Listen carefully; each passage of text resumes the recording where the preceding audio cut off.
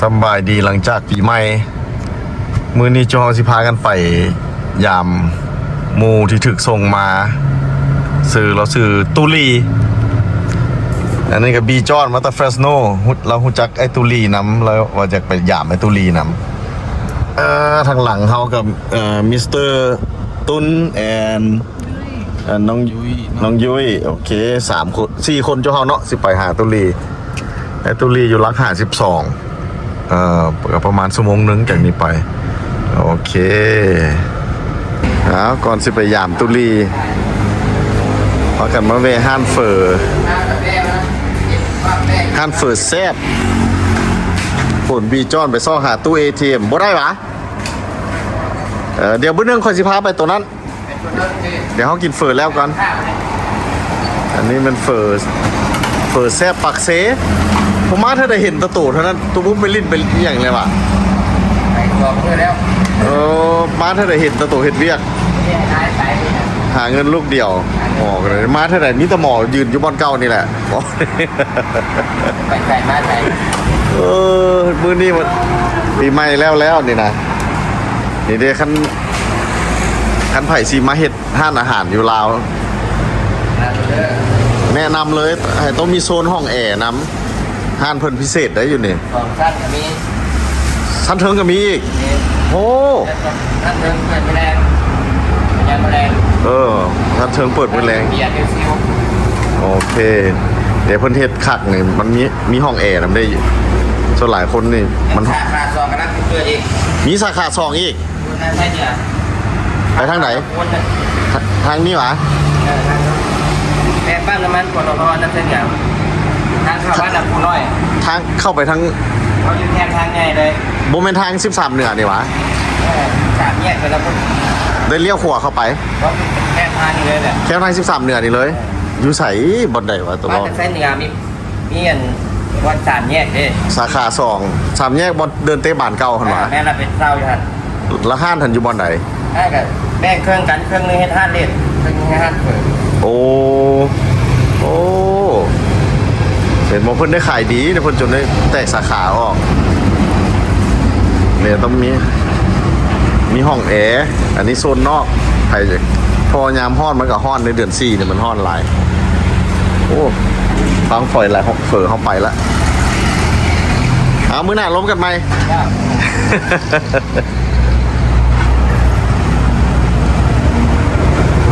แล้ว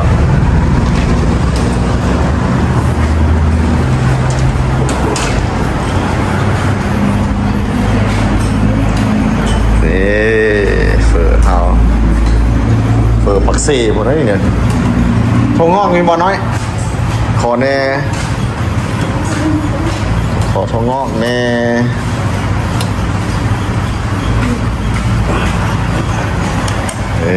ขอซีนเฟอร์ก่อน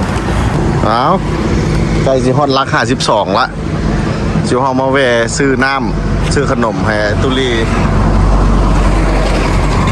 เขาก็น้ำ2อันส่วนไอ้บีจอนเก่าน้ำ2ไอ้นั้นเก่าน้ำของตัวอีกของตัวน้ำเดียววะตุนน้ำบ่2วะอีกอันนึงเอาคนละแผ่น2แพ็คของไผ่ของมันเด้รักค่า12เขาอยู่รักอย่างเดียวเด้จะพูดบอลเขาอยู่รักอย่างจะ52แม่นแล้ววะนี่โอ้ฮอดแล้วสนะน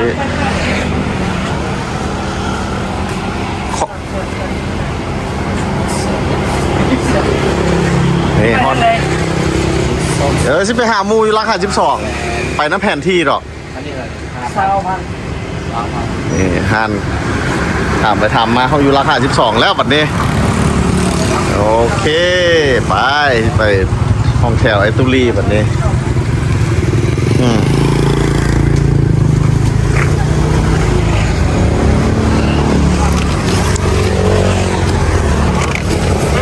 ยับเข้าไปซื้อน้ำซื้อมีไฮ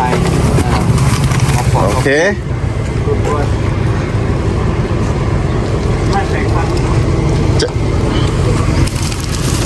เจ้าไรของเราหันน่ะเพราะว่ามีตะน้ำกับอันนี้เต้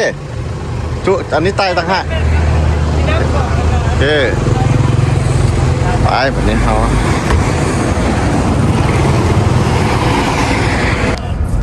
เอามา เอายามาหีบนึก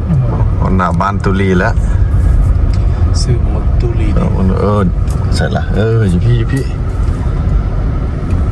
คือในบ้านดีนะโอเคอยู่แบบ Your destination is on the left. โอเค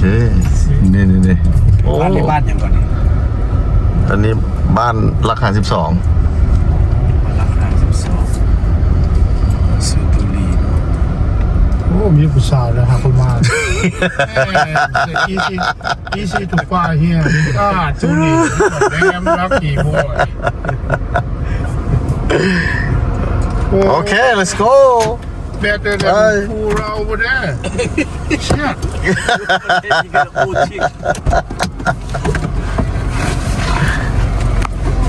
ไปดีไปออก มาขนน้ำซอยในจุอ้ายพักกันซื้อ มอลัดเด็ดพี่จอนกับมาเดี๋ยว จุอ้ายพักกัน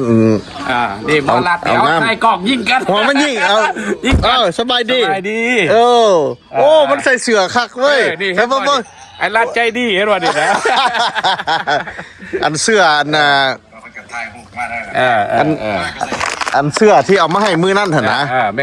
นเสือเป็นเอามาหายมือนั้น มีคนไปเขียนว่าเป็นอย่างจังเอาเสื้อจังซี่ให้คือบอกเสื้อธรรมดาให้ โอ้ยโบเป็น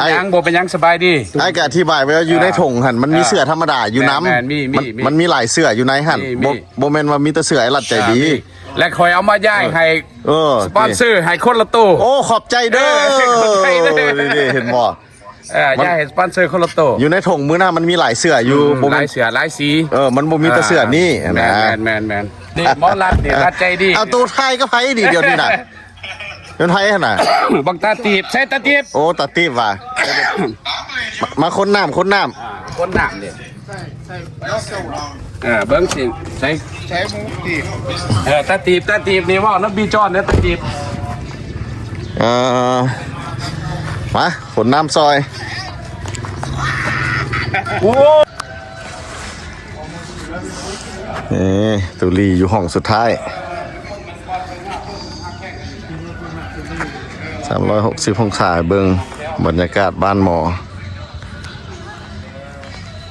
เติบก็มีเรือหลังบักใหญ่โป๊ดติโถ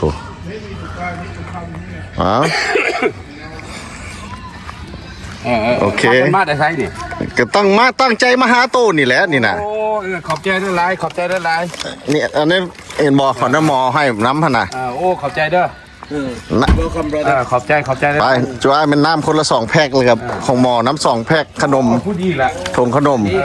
คิดว่าโตคือจิ ขอบใจด้วยไล คิดว่าโตคือสิกินน้ำเลยเนาะ โอ้กินหลายขนาด ก็เลยพักกันเอาน้ำมาให้ เขามาเบิ่งเป็นอะไรเขามาเบิ่ง โอ้เป็นบ้านเป็นช่องคนเก่าเลยได้บัดนี้นะ ว่าคอยเป็นคอยไปหั่นแหละ นี่นู่นน่ะ คอยเป็นคอยไปเท่าหน่อย คนครัวเกิดโอ้มีนั่นมีนี่เลยได้บัดนี้ พี่จอนมีสิตัดผมใหม่พี่จอนผู้นี้แหละ เด้หมอมีของลิ้นแล้วเที่ยวนี้ ใครคนเก่า ไอ้คนเก่าเที่ยวแล้วมาบูมีอย่างไร ผมมีอย่างจักดีเลย บูมีอย่างพอมันสดๆฮ้อนๆฮะ สดๆหอนๆเลยเปิดไฟ เที่ยวแล้วนี้เนาะโอ้น้ำหมอกกันจนสิบูมีน้ำอีหลีเนาะ ผมดีอะไรเลยกำลังสิเปิด ตุลี โอ้ ของ เห็นบอกพี่จอนอ่ะ นี่วีจอนเนี่ยมันคนบ้านเดียวกันคนเฟสโนบอลอยู่บอลคอยอยู่โอ้ยดีใจที่ได้เห็นหนาแต่ขอตัดผมให้ก่อนเด้อจังไปเด้อขอตัดผม ตัวมีแนวตันละสมอง มีอาชีพเด้ ตัวนี่มีวีซ่าตัดผม วิซ่าตัดผมกับซักลาย กับสักลาย นี่เครื่องตัดผมข่อยเขากำลังสากเนี่ย หมอกำลังสีเปิดห้านสิ เปิดห้าน วางแผนเปิดห้านตัดผม เปิดห้านตัดผมซักลายพอ อยู่ราคา อยู่ร้านขาย12 12เราต้องไปหาเซาบ่ อยู่แคมป์ข้างนี่มันก็มีอยู่ยังบ่ทันได้ว่าเรื่องราคาเชื่อ โอ้ บ่ทันได้ว่าเรื่องราคาเชื่อ โอเค คอยเป็นคอยไปมันต้องเขาต้องเอาตัวเขารอดจริงๆนะต้องได้เฮ็ดอะไรนึงคันบ่เฮ็ดบ่ก็สิเอาตัวบ่รอดนะ โอ้ เขาต้องได้เฮ็ด ใช้น้ำตัวกินอยู่ใส่ โอ้น้ำกินอัน โอ้เดี๋ยว 2 ขวด แล้วสองเขาซื้อน้ำมาพอดีเลยเห็นบอกว่าแล้วหมอต้องการน้ำนี่นะ อันน่ะจังน้อยจังบอกกันไว้เด้อให้ลงกับเพิ่นก่อน นี่ ยินบ่โอเค โอ้ต้องการ โอ้ยไอ้ละใจดีขอบใจหลายๆนี่บ่นี่ไอ้ละใจดี โอ้มีคนมาเอาตัวเสื้อนี่ให้อันน่ะอยู่ในถุงมันมีหลายเสื้ออยู่ มีหลายตู้ก็มีนี่เพิ่นเอาให้นี่ตัวนี้แน่ ตัวนี้ก็ โอเคโอ้ น้องเจ้าบ่นี่ยืมได้ปะ เนี่ยยืมเรามา พี่น้องเจ้าไปทางก่อนพี่น้องเจ้าคนหูจักกันต้องซอยแม่เรามาเล่นน้ำมาเล่นน้ำ บุรุษตักต่อ ตัดโอ้ยคอยเสียไทยงามๆเจ้านะ พูดนะ เสียรถนะถ้าสันสิเป็นสร้างตัดผมมา เด้อ เสียไทยคอยคลีนให้เจ้านะนึงซื่อ โอ้เจ้าวิภาปกให้เล่าบ่ล่ะ บ่เป็นหยัง โอ้ แกเสือรถ โอ้ไอมีได้ นี่แต่ว่าเขาไปอาบน้ำรถยังไงนี่ ผ้าปกไอมีลืมเอามาให้เว้ยพอซื้อตรงเดินแล้วมันแถมผ้าน อ๋อเราให้ยืมอยู่อ่ะ ให้อยู่กับหายหอย อันนี้เป็นโฮเทลนะครับ ำห้องแถวแล้วนี่นะ น้ำเท่าไหร่ เท่าไหร่700,000วะเดี๋ยวจะได้ถามหมออีกครั้ง บ้านนาเรา บ้านนั้นเราเมืองพวกหนู เมืองโพนโฮคือกันอยู่บ้านทันราคา12เขาอยู่นี่เลย เวียงจันทร์ เอามามาแล้วแล้ว สบายดีเจอกันอีกแล้วนี่ได้บรรยากาศ มันยุ่งมันอย่าง เราได้สบายดี อยู่แถวนี้หว่าเจ้า เอาอยู่บ้านนี่แหละ สาธุมันจะ เอาอาสุด มีอายอีก จะสิออกคน เบิ่งทงนอกทงหน้าพุ่นยังมีเอาตุลีพุ่นบอกมีหน่วยนั้นชีวิตเราคือสิเสี่ยงจักสิรอดฮอดมือใดมีหน่วยเดียวแขน เดียวไม่ หน่วยเดียวแขนอ่อนต้อนอยู่หั่นน่ะมัก ไม่แท่งเดียวมักไม่ มักมีหน่วยนั้น หน่วยเขาบอกมีผู้อื่นรักมึงว่านี่เป็นบักม่วงเนี่ย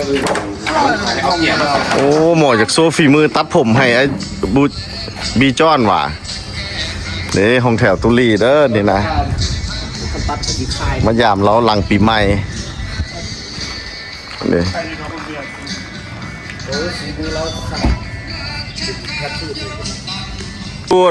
อยู่อันเวียงบอลไอ้หัน 40,000หรือ40,000นี่แหละ ของบอลไอ้หัน30กับ35แต่อยู่เวียงจันทน์อันนั้น เพียงสุดก็มาอยู่อย่างนั้นนอกคน อยู่พี่อาจสิถือก่อน อยู่นับอยู่เวียงค่ะมันแพงโคตร อยู่พี่อาจสิถือก่อนติบอก แพงอยู่เวียงแพงไป อยู่พี่ตัดเท่าไหร่หัวหนึ่ง โอ้ยไอ้ไม่ใช่แต่เขา หัวหนึ่งเท่าไหร่ No. I already got a friend. He want me to drive for him. แล้วอันน่ะอยู่เวียงหันเราอันนั้นเรามีอันน่ะธุรกิจเราเองก็จะขายไปขับรถไปเดือนนี้400 ให้ได้ทั้ง4คนเนาะ บ่ได้หนังสือมันนั่นน่ะคอยอ่านได้นั่นนึง โอ้ย เพราะอันใด โอเกียเหรอ เที่ยง ผมมีปัญหาตรงนั้นน่ะประเทศไทย นี่ ไทย ตังก็ไปยืมกับเจ้าม้านี่ ยืมเจ้าของห้องแถวนี่แล้วเนาะ จะเป็นสิริสิเนี่ยได้ตังค์เนี่ยตำผักอันนั้นแนวผับได้ เอาคือตามพินิจก็ได้ค่ะ แนวผับอันนั้นนะ พวกข้าวเสียไปทั้ง นี่ ปีอยู่นะคะ มานั่ง ผู้สาวนี่มาจะใส่ผู้สาวนี่มาแล้วเห็นรถนี่นะ โอ้บ้านอยู่ดีเด้ เอาบ้านเขาอยู่นี่เนาะ บ้านมันอยู่นี่แหละ โอ้ มีไอ้ฮักเขาจะเดิม เจ้าที่ เอ เจ้าทางเนี่ย อ เขาก็บุ้งว่าเรามาอยู่นี่หาทุกที อันนี้งามเนาะอันสตาร์อยู่ผมเธอนี่ก็ นั่ง สร้างเหตุได้อเรา บ คือ อก อาชิบอกไอ้เขาเอากล้วยใกล้มาตีแล้ว คุณน่ะมีแต่สาวสิเสื้ออีหลีวันนี้นะสิเสื้ออีหลีก็เข้าห่มนู้นนี่มันนั่งตากแดดได้นี่นะโอ้สิตัดให้เบิ่งเลยว่ะ ตัดเราแล้ว โบเสื้อดอกว่าตุตัดผมเป็น ขาเบิ้งเอา ไอ้โบเสื้อใส่ เรื่องเขาโหลดที่ในเฟซบุ๊กของตัวนี้ โอ้สิตัดผม บอกบ้านก็ได้ ดูจ้อนเลยบัดนี้ หูจ้อนนี่ก็คือมาใจง่ายได้เขาอยากตัดเจ้าก็ให้ตัดรถว่ะ อ๋อคลีนต้องซื่อๆนะทรงคนเรางามนี่จะ โหเจ้าสิคันคายได้ ผมเป็นยังคัดค่ายกระโดดเขาอาบน้ำด้วย อาบน้ำเอาแก้เสื้อออกซะหน่อย บ่ยากเนาะ เอาโอ้ นี่ให้เงินอาบเรื่อยๆเพราะว่ามันห่อนเด้อาบอยู่ตลอด คนน่ะผู้เนา เดี๋ยวคล้องลงไป หูจ้อนกับป้าผู้เนาแก้เสื้อตัดผมเลย บนลงแล้วไม่ได้ไปนักไปหาแล้วนั่งแม่นี่ โอ้เขายืนแล้วก็ มีนั่งอันนี้คือสิ่งที่ เขาเมื่อยนั่งแล้วเขา เจ้าชื่อหยัง เขาบอก เขาดิ้นบนยุ้ยวันนั้น เฮ้อมีหยังยุ่ยๆเย้ย อันนี้จะยุ้ยอันนี้จะยุ้ย มีญาติเยอะจังที่เจอกับพี่นวลเราทายเสร็จแล้วได้เขาชี้อันเอาพวกเพิ่นปล่อยไก่ทำอะไร ๆนี่ เอาผู้หาครับเพื่อมาอยู่ มาพี่มาเบิ่งหน้าเบิ่งตาเนี่ย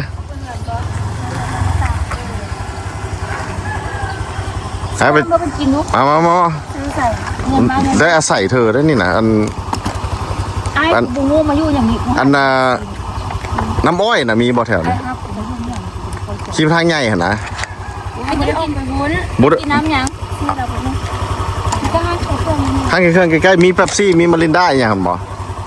เอาท่านแกเบิ่งเด้2 4 5 6 7คนจุเฮานี่แหละพอบ่2 สาวเอาพุ่นทองโอ้อันนี้เจ้าถิ่นอีหลีเนาะนางนี่เนื้อ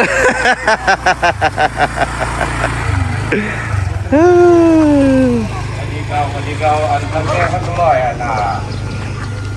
พันก็ร้อย95 โดนแล้วยังเอากันมาอยู่เนาะ แต่ว่าไปยินข่าวว่าเขาเศร้าคนแล้ว เขาเศร้าละ เศร้าแล้ว โอ้ ก็ส่งดีแล้ว โมเมนต์มันมืดแล้วหวะมืดคนให้เอาเหรอตี บ่พูดสิเบิดจังได้จัง4,000 คน เขาหลีอยู่แม่นบ่ คน อ๋อน่ะพวกที่ว่าถือครั้งนั้นเขาก็ปล่อยออกขึ้น โอ้ เรา ตามความไปยินมาหรอก เป็นจังไดจังเขาจะเศร้าเก็บเหรอวะโอ้บุหรือว่าไอ้สันบุมีเหรอบ่ บ่มีอยู่มันหักเขาเศร้าเอาเริ่มเอาคนขึ้นเศร้าเอาคนขึ้นเศร้าเอาคน เริ่มมาเอาแล้ว เป็นไปได้บ่ ตามเพิ่นเว้ามาเด้อนี่เด้อคอยก็เว้าหุ่นยินเว้าให้ฟังเรื่องหุ่นยินที่ว่าสิ่งคอยหุ่นยินมาซื่อ บ่ก็บ่แถ่ออกแล้วบ่ต้องใส่อันนั่นนะ ๆบ่ได้ แถ่ขึ้นร้อนๆคือไอ้นี่นะเห็นบ่เนี่ย นี่นะเฮ็ดร้อนคือไอ้นี่นะ เราสิมักอยู่บ่หล่อนแนวนั้น อ้อย เราผู้เฒ่ากับทรงหนึ่ง เดี๋ยวจะบอกร้อนคือค่อยวันนี่นะเห็นบ่ร้อนข้างๆนี่ออกหมดเลยหั่นน่ะ ว่าซอยสิเลย เออ เท่าเลยแห้งกีฬาต่างจริง โอ้ตุลีถามใจเพิ่นรอเพิ่นอยากได้ทรงใดตัวถามแล้ววะ ก็ส่งเก่าเรานี่แหละ สิเฮ็ดทรงเก่าให้ มีแต่เฮาคลีนซื่อๆนี่น่ะมีแต่เฮ็ดมันร้อนซื่อๆนี่น่ะ โอ้นะโอ้ดีแต่หมอมีวีซ่าได้นี่นะ ตัว เด็ นี้มันจะได้ยินว่าเป็นว่า ฮะ เจ้าเศร้าจับแล้วอ่ะ จะได้เปิดห้านได้นี่นะ น่ะ เปิดห้านตัดผม น่ะมียังกันน่ะเขาตามไปยินว่าหันว่าคนที่ว่าถือครั้งอันปล่อยขึ้นเบิด โอ้ ตามเขาบอกมาดอกไปกับบูแน่นอนดอก มะกอกเรามะกอกมันก็ แต่ว่าโชคดีที่น้อง มันยังดูเป็นตัวเก่านี่ ที่น้องสิได้ออกมานี่คือว่าโอกาสที่ได้มากกว่านี้ หมอมามีเกือบ2คู่หมอ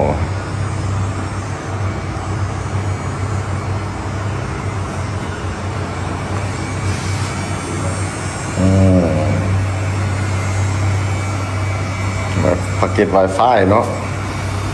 ไปครับโอ้โชว์ฝีมือให้เบิ่งเลยตัดผม เปิดห้านตัดผม ไปมากกับตัดไห้แล้วผมนี่กันยาวๆหน่อยๆมือตัดไห้เลย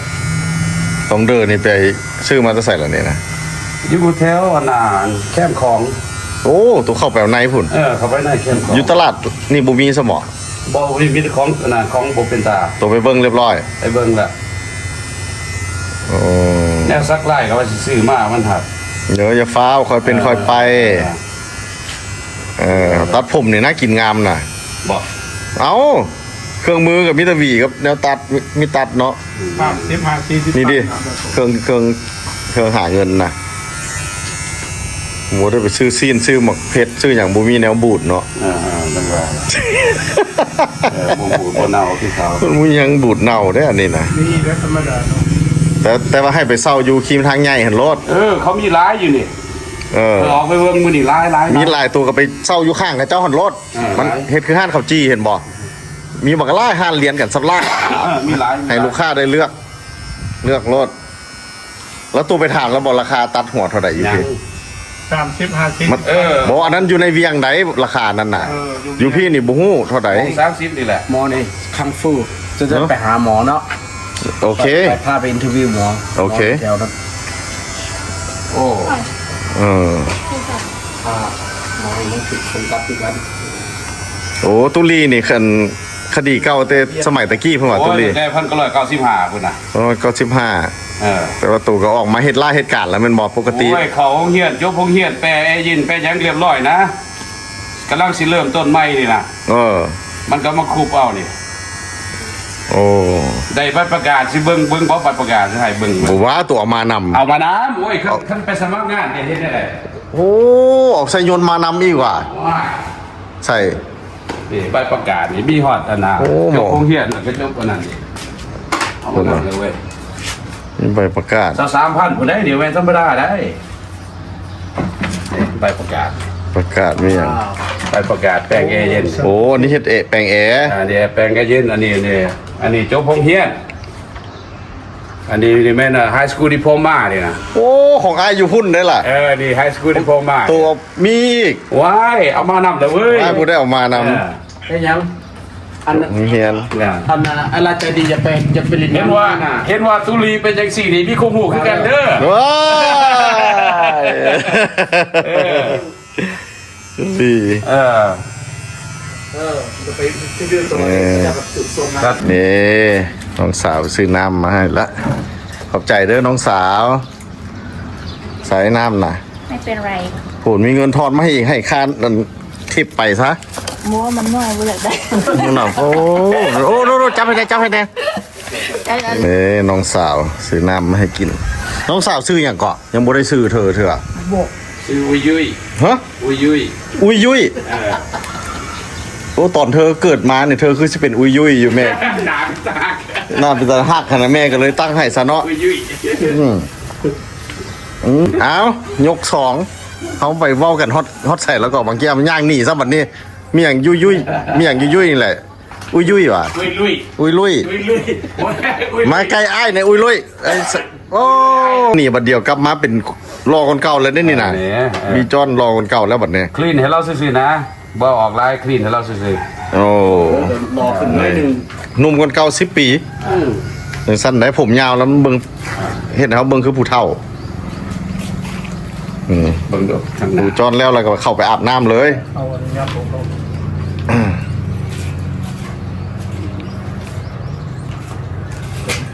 นี่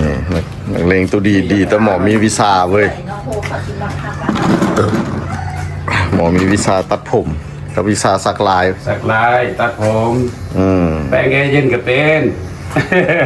ร่างแอร์เป็นวะ เป็น โอ้หมอมีใบอันนั้นพุ่นได้หันนะ พร้อมเลยปะ ท่านอยู่ใกล้ บ่ได้เตรียมคอยบ่ได้เตรียมเขาบ่ได้เตรียมว่าสิมาได้ มันหักทรงมาได้นั่นเลย โอ้ท่านอยู่ใกล้จะให้คนไปสร้างแอร์ให้คนนี่ บ่ได้มันต้องมีเครื่องมือได้บ่แม่นสิไปมือเปล่าบ่ได้ได้มันต้องมีเครื่องมือได้ โอ้แต่ว่า ดู your tattoo Yeah you have to have two cut your hair better ตัด think ผม so yeah มันบ่ได้ลงทุนหลายเนี่ยก็ลงทุนนี่ดิซื้อมีตับ you gotta be on the sun all that shit Yeah ซื้ออันนี่ดิซื้อหวีหากินคุ้มปัญญาเนี่ยจักหวีจักมิตัดจักตองเดอ เอาสั้นๆวิดีโอเขา เบิ่งเด้อย าวอะไรก็ ไม่หนักเกิดได้แล้ว แล้วเราบอก สั้นๆลงหน่อยนึงซื่อ พูดหน่อยเนาะ มาเลย ผมอยากไป มาเลย ครับรู้บอก ว่า อยากเขาแฮงอัพเสีย ยา จับ ประสาท ๆดูดีๆเด้อจริง เอาหัวซื้อน้ำมาไก่คน ชื่อมาก่ายคนหวา เดี๋ยว ใช่ เอาลงให้น้อยหนึ แต่ ง ละโอ้หลอกคนเก่าอีหลีแฟนความตุลีอีหลีบัดนี้นุ่มคนเก่าเจ้าเข้าไปอาบน้ำเลยบัดนี้น่ะ เอาไปอาบน้ำรถ พัฒนาเด้เดี๋ยวตุลีกินน้ โอ้ขอบใจ ำน้ำเย็นๆแซ่บๆไว้กินให้เบิ่งไว้ ก็บ่กินเลย กินเดี๋ยวมีกระแลมน้ำอีกเธอดูนี่จอนบี้กินน้ำโอ้พอดีอันเล่อันนั้นเขาเป็นของเจ้าแม่นละพอดี ฮะ แซ่บบ่ โอ้ยแซ่บ เป๊ปซี่ เป๊ปซี่อันนี้นะ แซ่บฮอนๆเนี่ยให้คักเนาะ ซื้อเลยวะ แม่นแล้ว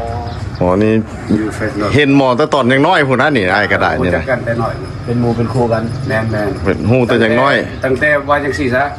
เริ่มต้นมาอเมริกาใหม่แต่จูเฮาบ่ทันได้มีหยังพุ่นแหละ อืม แต่ตั้งแต่ก่อสร้างมาแต่ทำอิฐทำบ่อเลย คู่ครอบครัวเพิ่นเพราะว่าเคยอยู่เวสไซด์น้ำกันเด็ก อยู่เวสไซด์น้ำกัน เวส เวสไซด์ เราก็เขาเฮียนจบ ใหญ่มาแล้วก็เห็น จบเราก็เป็นนักธุรกิจเลยเราเป็นหัวการค้าทั้งนั้นเด็ก นั่น เราสลัดวางชันช้าเราสลัดคอยว่าสลัดคือเรา โอ้ย คอยได้มาหันกระจายเวิร์ดเงินขนาดเราหันมีเท่าไรเราเก็บเราหันบ่คือคอย เราก็มาลาคนพวกเขาอีก มาเล่ากันเท่าอีกตั้งโตกันเท่าอีกเป็นบ่เฮานี่มาจังสี่นั่น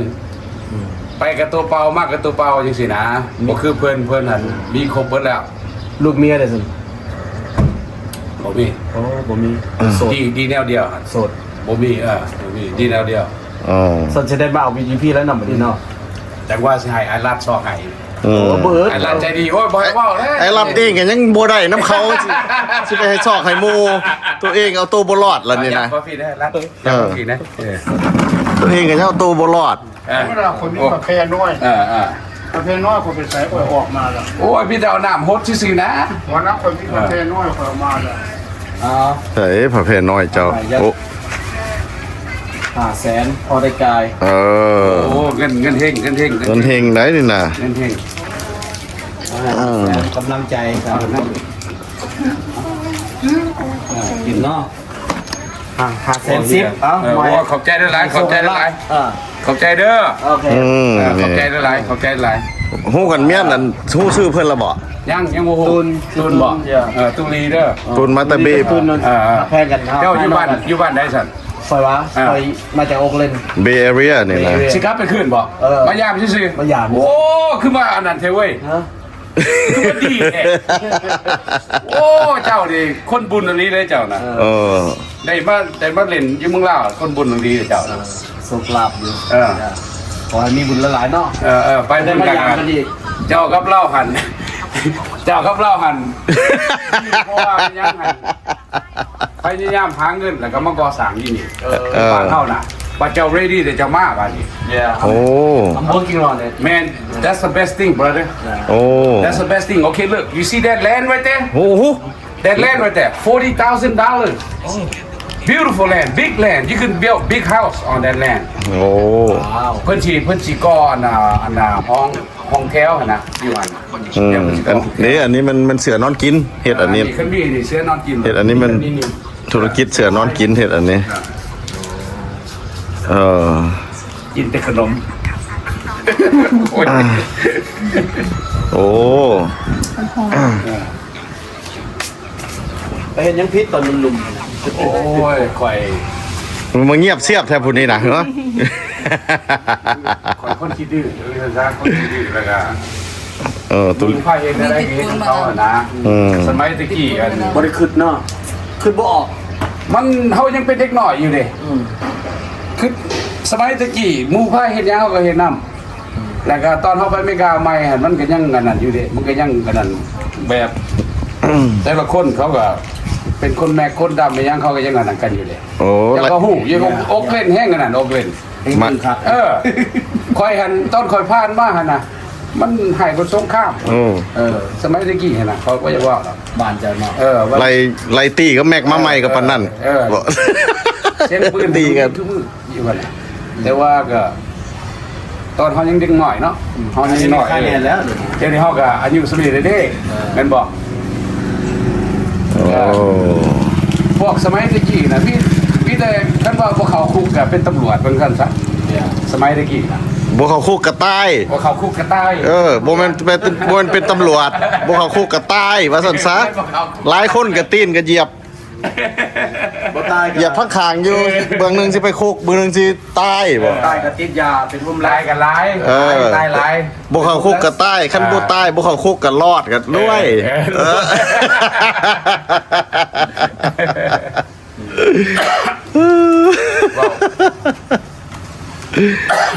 แต่ว่าเพิ่นนี่ก็โอ้เพิ่นฉลาด โอ้หมอนี่มันย่องเขาดีเว้ย หัวการ เดี๋ยวซื้อน้ำมาให้มัน การต่าง ย่องดีเป็นตาทายแต่มันย่องเขาดีเนาะนี่ บอกว่าเพิ่นก็ดื้ออยู่ครับดื้อคือเฮา เออ ดื้ออ โอ้ ยู่ หมอหันดื้อก็ดื้อโพดเนาะ ดื้อโหด โพดเฮาดื้อก็ไม่ยิ่งเขาไล่ตีกันเฮาไปสู้ก็ไม่ยิ่งเฮาเอ้า โอ้ เฮ้ยไปตีกับผู้ชายเนาะน้อยหลานเนาะ นี่ก็ผู้หญิงบ่ล่ะ อยู่พุ่น เขาเล่นเนาะ ขอบใจเด้อ หักแทงกันแบบนี้นะ ขอบใจ โอเคนี่ไง ขย้อนคนบ่ฮู้จักกัน สิเป็นหยัง เพิ่นก็ยังมีน้ำใจเอามา มาซอยหลายคนอยู่ แม่นบ่ ผู้เพลงที่เพิ่นพยายามครับถ้าประสงค์ให้อยู่200-300 ดอล โอ้อืม เอาบ่นั่นดอกที่เฮาซอยเอาดวง มันหักสิสิ่งใดที่ว่าเจ้าเฮ็ดให้มันสิกลับมาหาเจ้าคืนเจ้าเข้าตัวนี้นี่แม่นแท้ได100%อันนี้ เดียว เพราะว่าคอยก็เคยซอยคนคือกันเรื่องซอยนะว่าน่า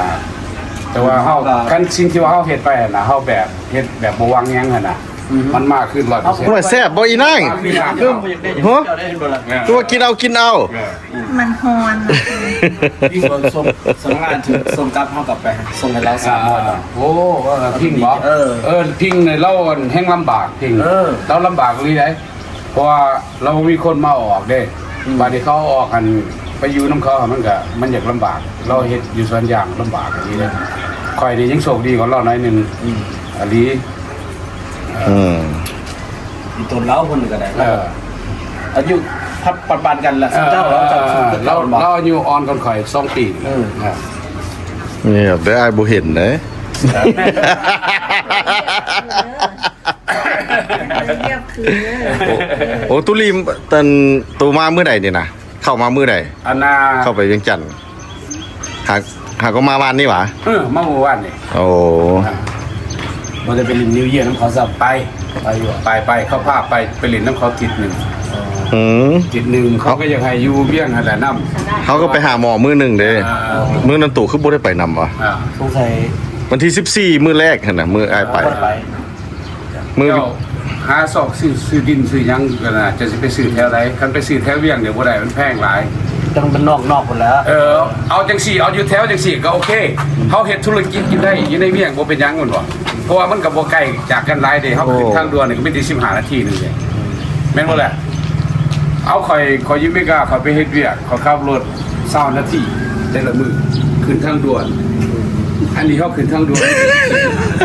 งามเนี่ยสตาร์เราเนี่ย2อันนั้น คล้ายๆคือลุงหอม อันนี้